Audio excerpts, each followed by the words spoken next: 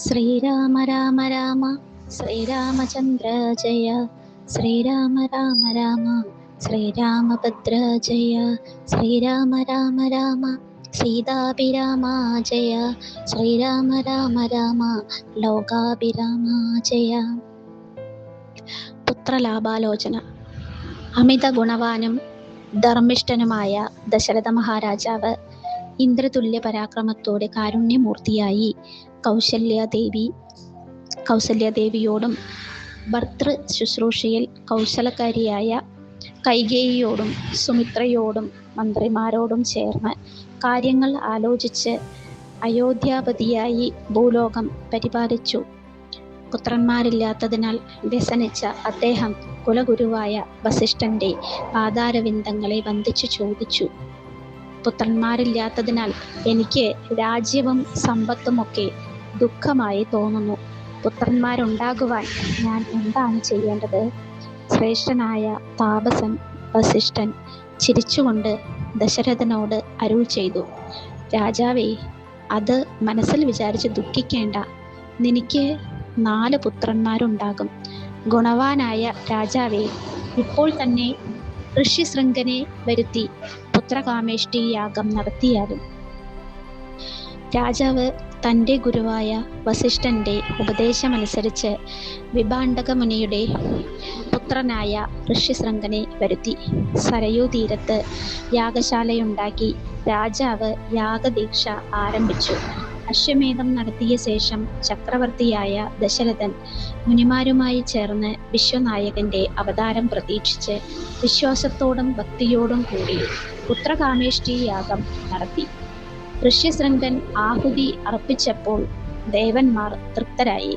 ഈ സമയത്ത് അഗ്നിദേവൻ സ്വർണപാത്രത്തിൽ പായസവുമായി അഗ്നിഹോമകുണ്ഡത്തിൽ നിന്നും ഉയർന്നു വന്നു പറഞ്ഞു: നിന്റെ പുത്രോൽപത്തിക്ക് ഉതകുന്ന ദേവനിർമ്മിതമായ ഈ പായസം സ്വീകരിച്ചാലും. ദശരഥന് പായസം നൽകി. അഗ്നിദേവൻ അന്തർധാനം ചെയ്തു. അദ്ദേഹം പായസം സ്വീകരിച്ച് മുനിയുടെ നിർദ്ദേശപ്രകാരം ദക്ഷിണ നൽകി. സന്തോഷത്തോടെ ദശരഥൻ പകുതി പായസം കൗസല്യാദേവിക്ക് കൊടുത്തു. ശിഥിലമായ മനസ്സോടെ പകുതി കൈകേയിക്കും കൊടുത്തു. കൗസല്യാദേവി തനിക്ക് കിട്ടിയ പായസത്തിൽ നിന്ന് പകുതി സുമിത്രയ്ക്കും കൊടുത്തു.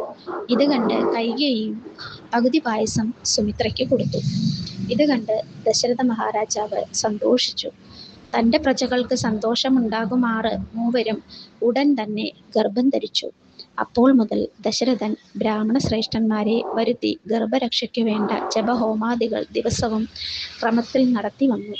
ഗർഭചിഹ്നങ്ങൾ വർദ്ധിച്ചു വരുന്തോറും രാജാവിന് ഉൾപ്രേമവും വർദ്ധിച്ചു വന്നു.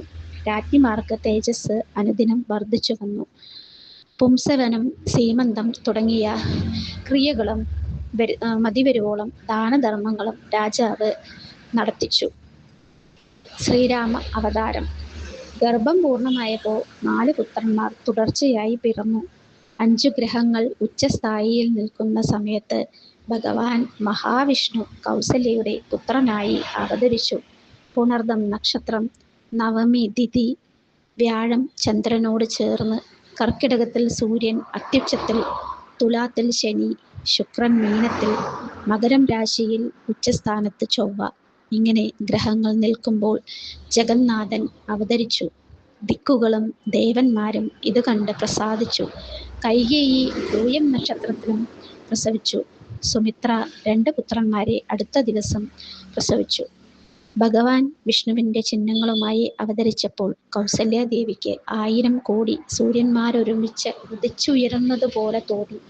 ദേവഗണങ്ങളും മഹാമുനിമാരും വന്ദിക്കുന്ന ദിവ്യമായ കിരീടവും സുന്ദരമായ കേശവും ഭംഗിയുള്ള കുറുനിരകളും കാരുണ്യം വഴിഞ്ഞൊഴുകുന്ന കണ്ണുകളും അരുണവർണ്ണത്തിലുള്ള വസ്ത്രം ചുറ്റിയ അരക്കെട്ടും ശംഖ് ചക്ര ഗദാദി പത്മങ്ങളോടു കൂടിയ കരങ്ങളും ശംഖുപോലുള്ള കഴുത്തിൽ ശോഭിക്കുന്ന കൗസ്തുഭമണിയും ഭക്തന്മാർക്ക് തൻ്റെ വാത്സല്യം പ്രകടിപ്പിക്കുന്നതിന് പ്രകടമായ ശ്രീവത്സവം, കുണ്ടലം, മുത്തുമാല, അരഞ്ഞാണം, ചിലമ്പ് മുതലായ ആഭരണങ്ങളും